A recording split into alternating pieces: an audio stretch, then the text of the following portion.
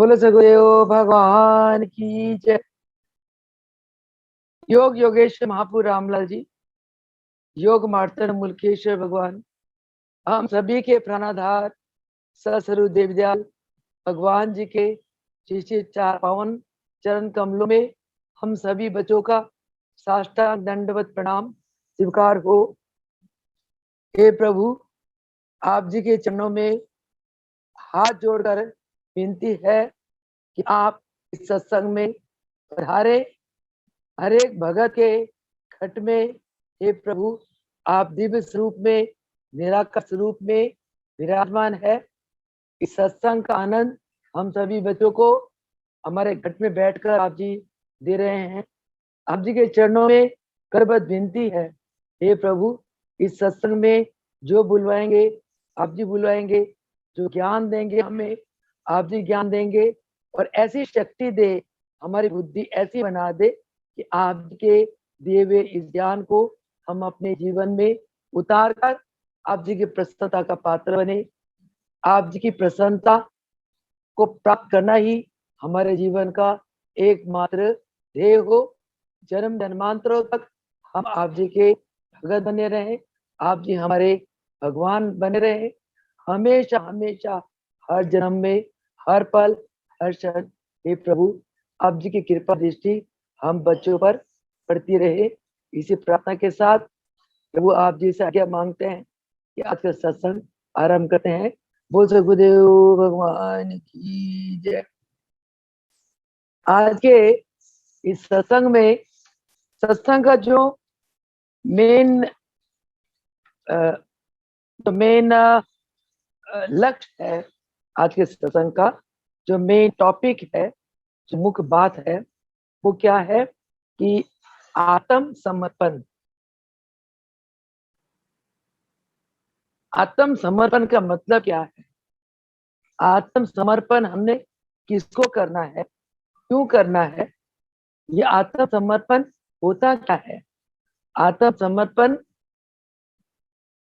का फल हमें क्या मिलता है, इसका महत्व क्या है। आज का ये जो विषय है सत्संग का, ये है।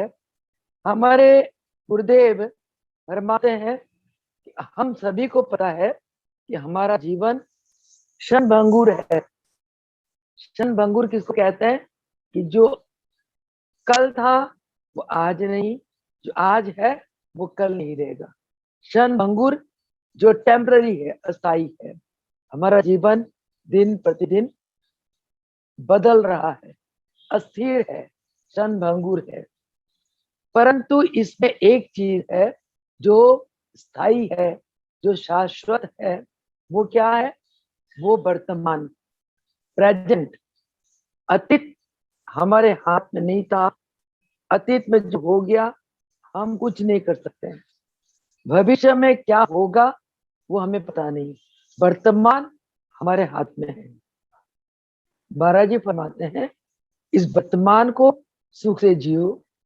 वर्तमान को, वर्तमान में जो करने वाले कर्तव्य है उस कर्तव्य को करो। वर्तमान में हमें क्या करना चाहिए वो उसका ज्ञान प्रभु जी हमें क्या देते हैं कि वर्तमान में हमें अपने जीवन को योग अभ्यास और प्रभु नाम जाप के साथ बिताना चाहिए। कहते भगवान कहते कि मैं अपने भगत के साथ वर्तमान में हूँ। मेरा भगत हर पल वर्तमान में मुझे याद करे, मेरा नाम ले, अभ्यास करे। अभ्यास में वर्तमान में रहते हुए अपने आत्म स्वरूप को मुझ निराकार विश्वव्यापी स्वरूप में लय कर दे। तो मैं भगत के साथ हूँ, भगत मेरे साथ है। मैं भगत से दूर नहीं हूँ, भगत मेरे से दूर है। तो महाराज जी आज के प्रवचन में पहली बात हमें क्या समझा रहे हैं कि हमने वर्तमान में जीना है। आप जितने वर्तमान में जियोगे उतना सुखी और आनंद से जीवन जियोगे। हम लोग क्या करते हैं, अतीत की बातें याद में ले आते हैं, और मन को दुखी बना देते हैं, जिस बात का कोई अर्थ नहीं। जो बीत गया वो हमारे हाथ में नहीं था, हो गया उसको भूल जाओ। फिर हम भविष्य की चिंता करते हैं, चिंता करके रोगी हो जाते हैं, परेशान रहते हैं, दुखी रहते हैं। उसका भी कोई विशेष महत्व नहीं है, क्योंकि हर एक इंसान के जीवन में जो घटना होनी है वो होनी है। हर एक जीव परमात्मा के घर से अपनी सारा जीवन की जो लीलाएं है, जो घटना है, वो लिखवा के लाया है। हर एक जीव के साथ समय समय पर घटना घटित होनी ही है। गुरु की कृपा से ज्यादा कष्ट कम हो जाता है। गुरु की कृपा से जीव अगर अंधकार में है, उजाला में चला जाता है, परंतु जीव के साथ जो घटना घटित होनी होती है वो होती रहती। इसलिए गुरुदेव फरमाते हैं कि हमें वर्तमान में रहते हुए श्वास प्रश्वास अजपा जाप करना चाहिए। नित्य प्रति वर्तमान में रहते हुए योग अभ्यास करना चाहिए। प्रभु जी कहते हैं कि अगर हम इस प्रकार की अभ्यास नहीं करते तो जीवन अंधकारमय है, जीवन कष्टों से भरा हुआ है। इसलिए महाराज जी हमें ये फरमाते हैं कि तुम क्रियाशील हो जाओ। क्रियाशील किस बात के लिए हो जाओ? कि मुझको, मैंने परमात्मा को पाना है। कि उसके लिए, परमात्मा को पाने के लिए अनेक मार्ग है, बहुत से रास्ते हैं संसार में।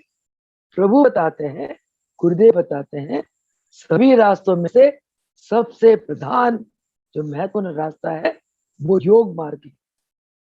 योग मार्ग जो अपना लेता है, योगी गुरु के शरण में आकर उसका जीवन सरल और आनंदमय हो जाता है। योग मार्ग में प्रभु जी फरमाते हैं कोई ज्यादा परिश्रम करने की जरूरत नहीं होती, ना कोई ज्यादा तपस्या करने की जरूरत होती है। अब अन्य मार्गों में जहां नाम जाप और भी सिद्धियां शक्तियां प्राप्त करने के लिए जो अनेक मंत्र के मार्ग है, तंत्र के मार्ग है, जाप के मार्ग है, घोर तपस्या के मार्ग है, बहुत मार्ग है। उन मार्ग में से जो योग मार्ग है ये सबसे ज्यादा सरल और ये मार्ग सबसे उत्तम है। योग मार्ग को अपनाने के लिए हमें योगी सतगुरु के शरण में जाना पड़ेगा। महाराज जी फरमाते हैं जिस प्रकार दर्पण में के आगे हम कोई वस्तु रख देते हैं, तो अगर दर्पण साफ हो तो उस वस्तु की इमेज है, वस्तु की जो प्रतिबिंब है, हमें पूरी तरह से दिखाई देती है। परंतु अगर उस दर्पण में धूल जमा हो तो वस्तु की प्रतिबिंब साफ नहीं दिखाई देती। उसी प्रकार महाराज जी फरमाते हैं कि हमें, अगर हमारा अंतःकरण शुद्ध है, हमारे अंतःकरण में कोई मैल नहीं।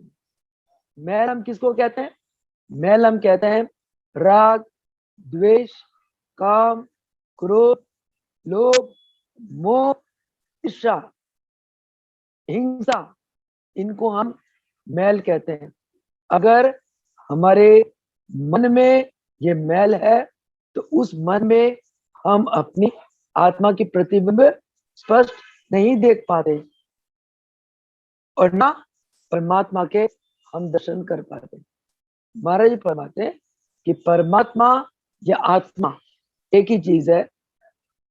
परमात्मा का रूप विशाल है, आत्मा प्रत्येक जीव के अंदर है। वही रूप आत्मा का है, वही रूप परमात्मा का है।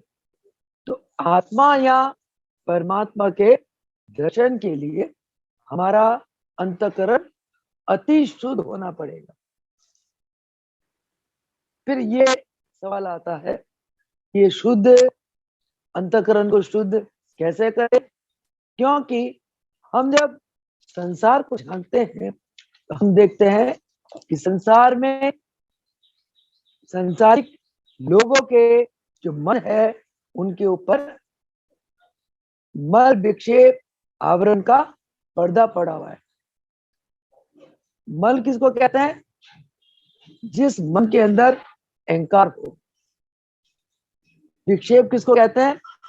जिस मन की वृत्तियां चंचल हो और हमेशा तनाव खिंचाव में रहती हो, उसको विक्षेप कहते हैं। और आवरण किसको कहते हैं? कि जीव अपने आप को भगवान से अलग समझता है, जीव मनमुख होता है।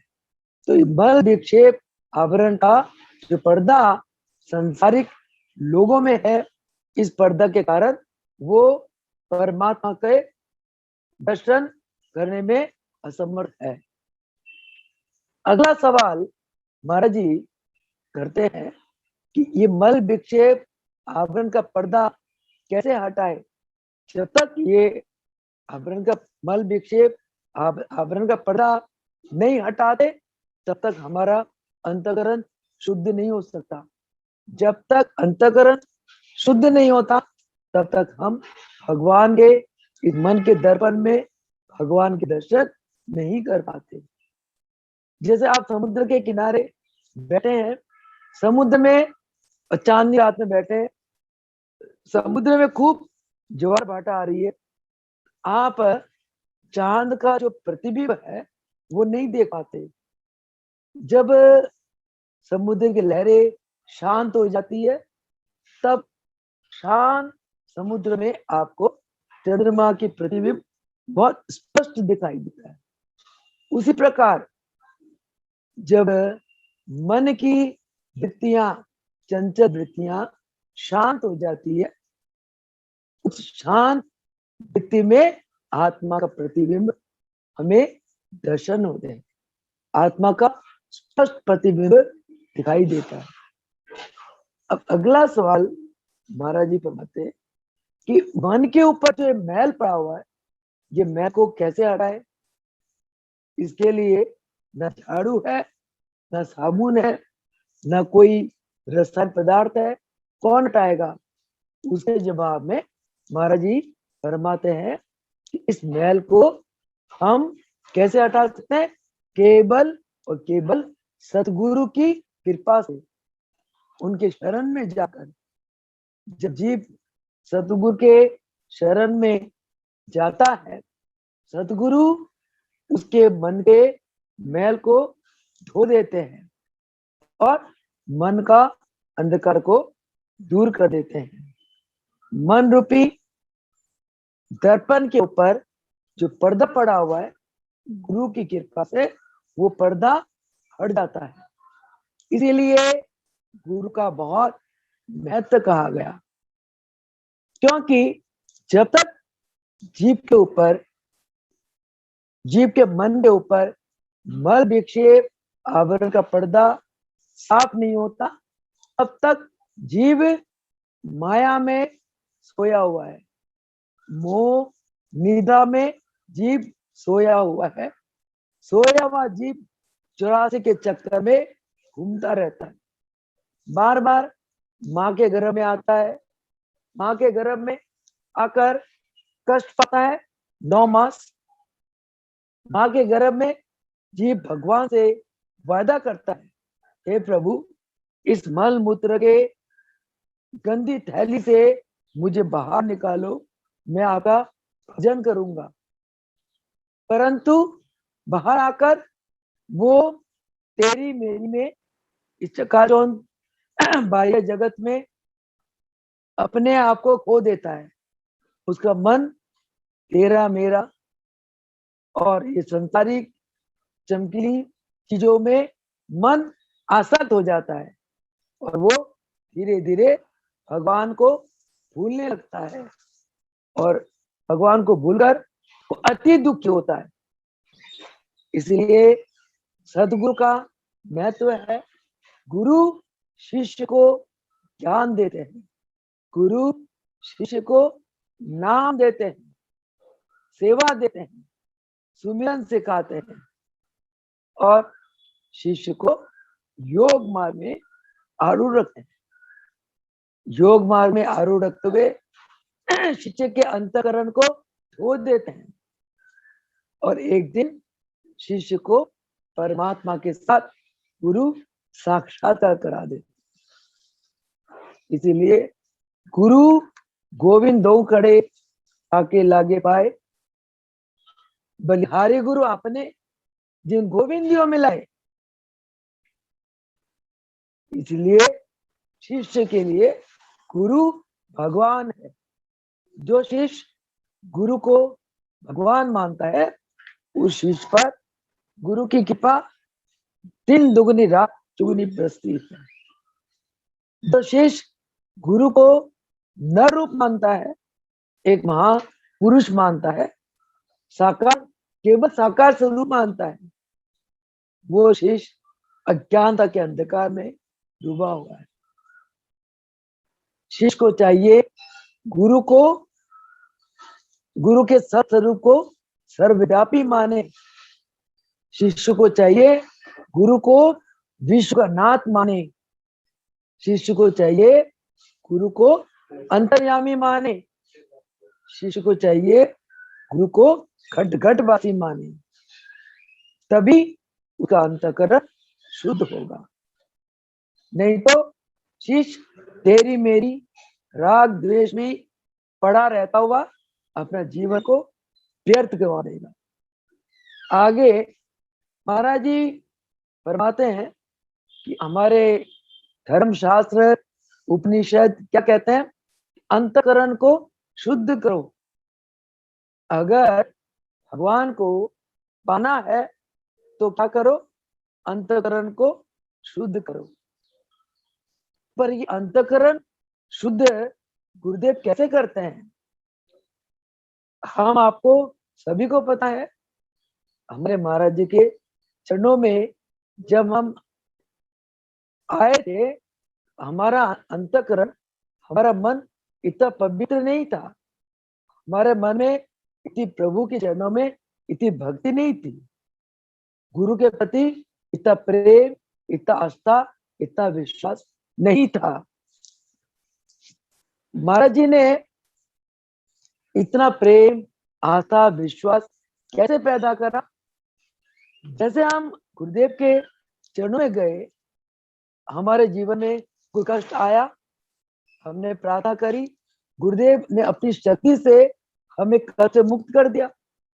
शरीर में कष्ट आया, गुरुदेव को प्रार्थना करी, शरीर के कष्ट दूर कर दिया। और परिवार में कष्ट आया, गुरु का नाम लिया, प्रार्थना करी, गुरु ने कष्ट को दूर कर दिया। जैसे जैसे गुरु की कृपा हम पर बनती रही, हमारी भक्ति उनके प्रति बढ़ती रही। तो हमारे अंदर जो गुरु के प्रति एक ईश्वरीय भाव, विश्वास, आस्था किसने पैदा करा? गुरुदेव ने करा। तो ये महानता किसकी है? गुरुदेव की है। गुरु समान संसार में शिष्य के लिए कोई नहीं हो सकता। महाराज जी ने मुझे स्वयं फरमाया कि बेटी, जब गुरु आवाज लगाए, तेरे रास्ते में 33 कोटि देवी देवता बैठे हुए, तू उन पर लांग के आ सकती है, तेरे को कोई दोष नहीं। गुरु की आज्ञा पालन में इतनी शक्ति है। तो गुरुदेव फरमाते हैं कि जो गुरु का समर्पित भगत है, संसार का कोई ताकत उसको छू नहीं सकता। गुरु की हम पे महान दया है कि गुरु के चरणों में जाते ही वो हमारे विकारों को दूर करते हैं। हमारे अंदर कोई भी विकार हो, गुरुदेव को बर्दाश्त नहीं। सबसे बड़ा विकार क्या है? अहंकार। किसी शिष्य में अहंकार आ जाए, गुरुदेव उसको बर्दाश्त नहीं करते। गुरुदेव उसके अहंकार को मिटा देते हैं। ऐसी वो लीला करते हैं। शिष्य तो शरणम शरणम शरणम शरणम त्राहिमाम करता रह जाता है। इसके अतिरिक्त हमारे योग मार्ग में हमने देखा कि गुरुदेव फरमाते हैं कि किसी का भी कोई भगत आता है, उसके मन का मैल साफ करने के लिए गुरुदेव कहते हैं, फरमाते हैं, हम उसे शुद्धि क्रियाएं करवाते हैं। आप सभी भगतजन अगर चाहते हो कि आपका मन, आपका अंतःकरण अति शुद्ध रहे, मन में कोई विकार ना रहे, आप काफी रेगुलर नाक में घी डालो, नीति करो, जल क्रिया करो, जलपान करो, दूध पान करो। महाराज जी फरमाते हैं, इन क्रियाओं से जब आपके शरीर का मैल निकल जाता है तो आपके मस्तिष्क को बहुत शांति मिलती है। नाक से दूध पीने से आपकी बुद्धि स्वच्छ होती है। महाराज जी के फरमान है कि बुद्धि के स्वच्छ होने पर आपके विचार शुद्ध हो जाते हैं। दुनिया में कोई बुरा नहीं है, हमारे विचार बुरे, हमारी नजरिया बुरी है। हम किसी को गलत नजरिए से देखते हैं, हमारे लिए वो बुरा होता है, उसका प्रभाव हमारे मस्तिष्क में पड़ता है। हम किसी को बुरी नजर से देखेंगे तो हमारा मन अशुद्ध हो जाएगा, हमें रात को नींद नहीं आएगी, मन अशांत हो जाएगा, अंदर की शांति चली जाएगी। जहाँ शांति चली जाती है, भगवान हमसे बहुत दूर हो जाते हैं, वो हमारे नजदीक नहीं होते। गुरुदेव फरमाते हैं कि हम अपने शिष्यों को क्रियाएं कराते हैं, क्रियाएं करा के उनको, उनके विचारों को शुद्ध करते हैं। और गुरुदेव फरमाते हैं, पेट को जब तक आप साफ नहीं रखते हो तब तक आपके विचार, आपकी बुद्धि शुद्ध नहीं हो सकती। पेट को साफ करने के लिए महाराज जी ने पेट को कच्चा तालाब कहा है। पेट को साफ करने के लिए महाराज जी ने फरमाया, आप यदा कदा ब्रह्मदातुन किया करो, पानी पी के निकाल दिया। जहाँ पेट साफ है, आपके विचार अपने आप शुद्ध हो जाते हैं। फिर महाराज जी ने फरमाया, आप प्राणायाम करो, प्राणायाम करने से आपके मन का क्रोध, कामना, वासना, आलस, निद्रा सब खत्म हो जाती है और फिर आपको सेवा करने की इच्छा होती है, आपके अंदर दूसरे भगत के प्रति प्रेम आता है, आपका मन निर्मल हो जाता है। आप ये आजमा के देखना, घी डालो, नीति करो, जल क्रिया करो, दूध पान करो और महीने में 2 बार ब्रह्मदातुन करो।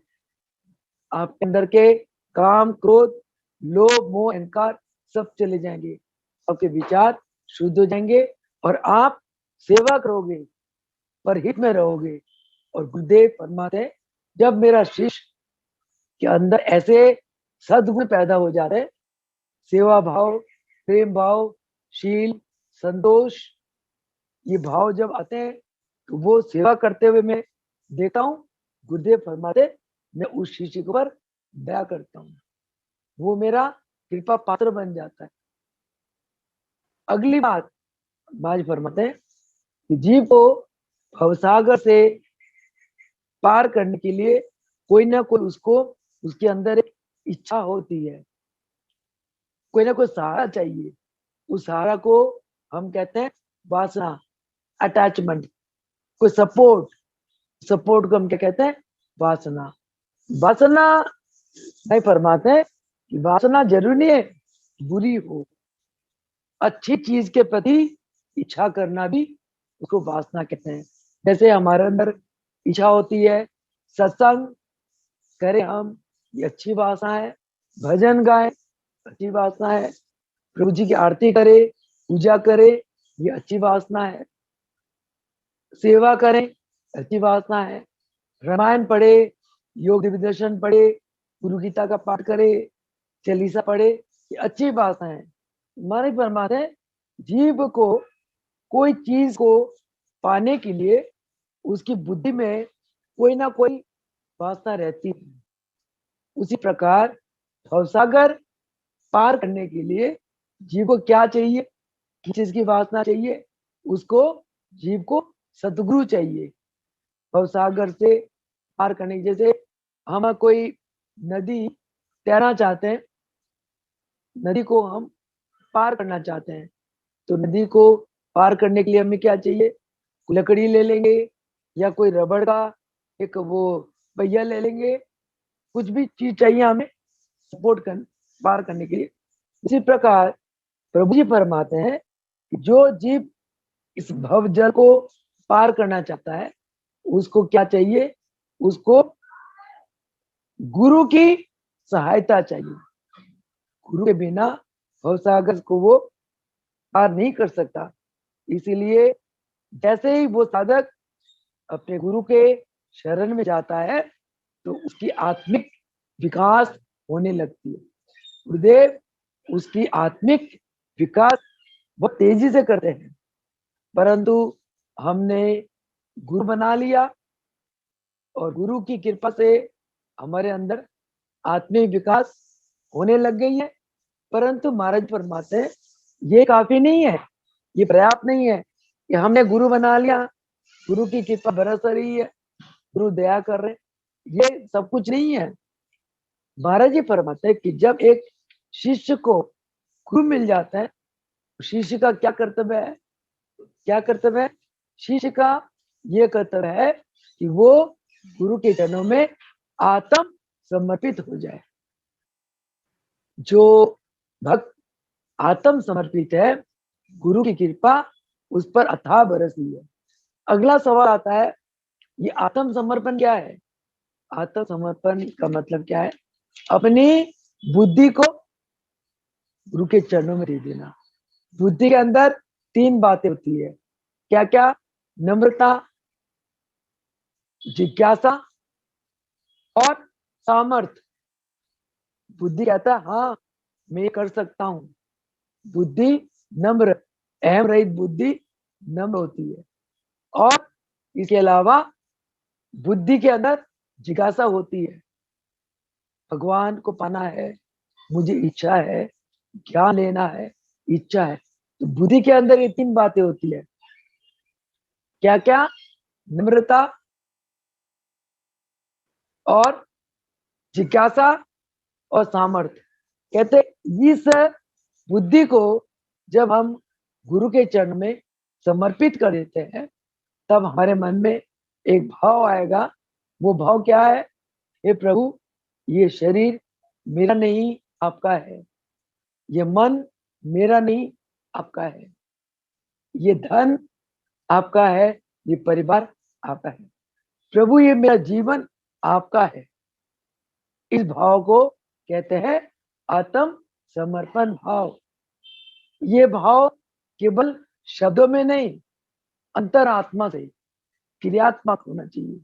ये भाव, जो भगत का ऐसा भाव हो जाता है, उस भगत पर गुरु की कृपा अथाह बरसती है। तो इसीलिए प्रभु जी फरमाते हैं कि आप हमेशा मन में एक ही बात रखो कि हर पल प्रभु का नाम 8 प्रहर प्राणों में अजब अजाब चलाए रखो।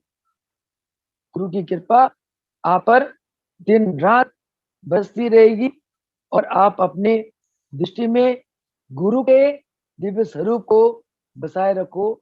आप जीवन में कभी कोई कष्ट नहीं आएगा। और जब शिष्य इस प्रकार के भाव गुरु के प्रति रखता है, तो गुरु की कृपा उस शिष्य पर बरसने लगती है। इतनी बरसी है कि एक दिन गुरु की कृपा से शिष्य का कायाकल्प हो जाता है, उसकी काया कंचन जैसी हो जाती है और शिष्य के अंदर जो विकार है, लोभ, मोह, काम, क्रोध, अहंकार, ये सब विकार धुल जाते हैं और शिष्य की अंतरात्मा प्रज्वलित होती है और ऐसा शिष्य एक प्रकाश पुंज बन जाता है। और ऐसे शिष्य के ऊपर गुरु की कृपा बरसती है। वो शिष्य गुरु की प्रकाश को संसार में फैलाता है। हमने देखा महापुर रामलाल जी पहाड़ों में गए, अपने गुरु से दिव्य शक्तियां प्राप्त करी, पूर्ण कृपा प्राप्त करी। संसार में आए, उनसे पूर्ण कृपा प्राप्त करी। मुलकेश्वर भगवान प्रकाश पुंज बन गए। उन्होंने रामलाल प्रभु जी का प्रकाश संसार में फैलाया। मुलकराज प्रभु जी की कृपा देवीदास प्रभु जी ने प्राप्त करी। उन्होंने उनके प्रकाश को संसार में फैलाया। अब देवीदास प्रभु जी अपनी शक्ति से सारा संसार में आज भी योग का प्रकाश फैला रहे हैं। तभी आप और हम आज भी सुरक्षित हैं, गुरु की कृपा को प्राप्त कर रहे हैं, गुरु के चरणों का आनंद को प्राप्त कर रहे हैं। तो इसीलिए गुरुदेव की एक ही वचन, एक ही बात याद रखो, हर श्वास में गुरुदेव का नाम का अजपा जा करो, सुबह साधना करो, योग आसन करो, क्रियाएं करो, ध्यान में बैठो और जितना हो सके निष्काम सेवा करो। और इसके अतिरिक्त समय मिलने पर धार्मिक ग्रंथों का पठन पाठन करो, क्योंकि ज्ञान के द्वारा ही भगवान की प्राप्ति होती है। ज्ञान, ध्यान, साधना, सिमरन सभी अलग अलग सोपान है परमात्मा को प्राप्त करने के लिए। इसलिए इतना कहते हुए गुरुदेव के चरणों में बारंबार प्रणाम करते हुए उनके चरणों से भीख मांगते हैं, हे प्रभु ऐसी बुद्धि बनाना, ऐसी कृपा करना कि हर पल हम सभी बच्चे आपके चरणों में आत्म समर्पित होते रहे और आपकी कृपा को हम सदा प्राप्त करते रहे। इतना कहते हुए आज वाणी को नाम देंगे। हो सुखदेव भगवान की, बोलो योगेश्वर महाप्रभु रामलाल जी की जय हो, मुलकेश्वर भगवान की जय हो, सदगुरु देवलाल भगवान की जय हो, जय हो, साचे दरबार की जय हो, जय हो, लोक दरबार की जय हो। जय हो। चलो जय अंजू, सदगुरुदेव भगवान का, बोल साचे बोल दरबार साचे की साचे जय। दरबार की जय। बहुत बढ़िया। चलो आज अब चालीसा का टाइम हो गया।